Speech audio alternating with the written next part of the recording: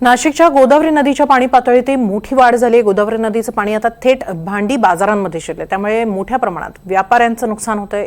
इथून स्थानिकांकडून मदत कार्य सुरू करण्यात आले। गंगापूर धरणातून तब्बल 9857 क्युसेक वेगाने विसर्ग सुरू आहे, त्यामुळे गोदावरी नदीच्या पाणी पातळीत वाढ होतीये। इथला आढावा घेतला आमचे प्रतिनिधी वैभव घुगे यांनी। नाशिकमध्ये कालपासून पावसाची जोर धरलेला आहे। कालपासून नाशिकमध्ये जोरदार पावसाची संततधार जी आहे ती सुरू आहे। आपण जर माझ्या मागे बघितलं तर आपण ह्या भांडी बाजार परिसरामध्ये आहोत। जे भांड्यांचे दुकानं आहेत ते आता खूप मोठ्या प्रमाणात या खाली पाण्याखाली गेलेले आहेत। पाण्याचा जर प्रवाह पाहिला तर अतिशय वेगाने पाण्याचा प्रवाह या ठिकाणी वाहत आहे। काही जे छोटे मोठे पूल आहेत ते देखील या ठिकाणी पाण्याखाली गेलेले आहेत। काही छोटे मोठे मंदिर आहेत ते देखील या ठिकाणी पाण्याखाली गेलेले आहेत। हे हॉटेल वगैरे आहे या ठिकाणी जे ते देखील या ठिकाणी पाण्याखाली गेलेले आहेत।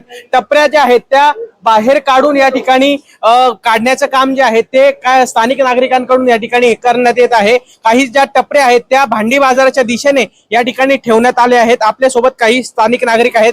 काय सांगाल, या टपऱ्या आपण या ठिकाणी काढल्या आहेत? हो, काढल्या आहे। माझं सांगण्याचं असं कर्तव्य 2-3 दिवस झाले नाशिक म्हणजे समाचार माहिती, पाऊस येतोय सगळं माहिती, तरी आपलं नाशिकचं प्रशासन कोणी इथं आलेलं नाहीये।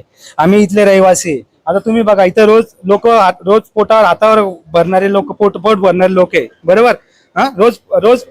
रोज काम करतील तर पोट भरतील। आता लोकांचं एवढं मोठं नुकसान होऊ राहिलं। त्या नुकसानामध्ये कोणी प्रशासन नाही, नगरपालिका नाही, कोणी नाही। याच्या मागच्या वेळेस जेव्हा पूर आला होता, छगनजी भुजबळ यांनी पूर्ण नियोजन लावलं होतं।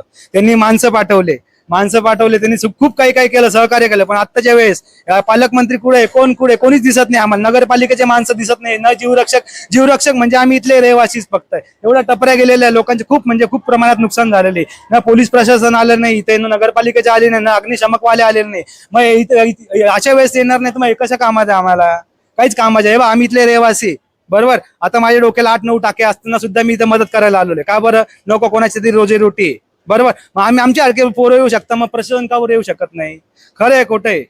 आता आम्ही स्वतः त्र्यंबकेश्वरी फोन केला। त्र्यंबकला आमचे मित्र आहे, ते आम्हाला त्र्यंबकवरून सांगतात त्र्यंबकला खूप जोरात पाऊस चालू आहे। यांना माहिती त्र्यंबकला पाऊस चालू आहे तर गंगा किनारी पाणी वाढणार आहे। मग एका बरं आम्हाला सतर्कतेचा इशारा देत नाही, दिला तरी ठीक आहे, पण मग आमच्या मदतीसाठी पण कोणी येत नाही। हे माझं तर काही नाही, माझं इथं घर आहे, फक्त माझं घरदार आहे, आमचं सगळं सामान नेऊन गेले। पण बाकीचे गंगा किनारचे लोक आहे, बाकीच्यांचे घर आहे, कोणाच्या गंगा किनारी घर आहे, बरोबर? दुकानदारी आहे, लोकांच्या दुकानदारी पाण्यात आलेले। इथले लोक असे, आज काम करेल तर पोट भरतील, आज काम केलं तर त्यांचं पोट भरणार, अशी लोक येते। मग आता आम्ही काय करायचं सांगा? तुम्ही प्रशासन आमच्याकडे लक्ष देत नाहीये काहीच।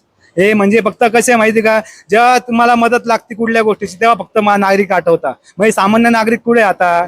इलेक्शन आलं त्यावेळेस आमच्याकडे येतील, मतं मागतील, भाऊ हे झालं, नगरपालिकेवाले घरपट्टे घेतील, पाणीपट्टे घेतील, सगळे घेतील। पण आता हे नुकसान होतंय, पण नगरपालिकेचा माणूस नाही ना, अग्निशमक दलाचा पण आम्हाला एक सुद्धा अग्निशमक माणूस दिसला नाही।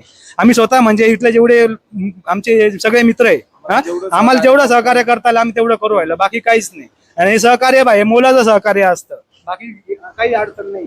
प्रशासनाचा एक देखील माणूस या ठिकाणी आलेला नसून आता येथील जे स्थानिक रहिवासी आहे ते टपरी धारकांच्या असेल, दुकानधारकांच्या असेल, मदतीसाठी जे आहेत ते या ठिकाणी सज्ज झाले आहेत। आपण जर बघितलं तर पाण्याचा प्रवाह आता जवळपास मी कमरेच्या खाली, थोडंसं मांडीच्या वरती या ठिकाणी पाणी आलेलं आहे माझ्या। एवढ्या पाण्यामध्ये हे लोक जे आहेत ते या टपरी धारकांना जे आहेत ते मदत करत आहेत। काही भांड्यांच्या दुकानं आहेत ते देखील अर्ध्याच्या याच्यात पाण्याखाली जे आहेत ते या ठिकाणी गेलेले आहेत। गंगापूर धरणातून खरं तर 10,000 क्युसेसचा पाण्याचा विसर्ग या ठिकाणी करण्यात आला असून या गोदावरीच्या पाणी पातळीत जी आहे ती वाढ या ठिकाणी झालेली आहे। त्यामुळे नागरिकांना जो आहे प्रशासनाकडून सतर्कतेचा इशारा देखील देण्यात आला आहे।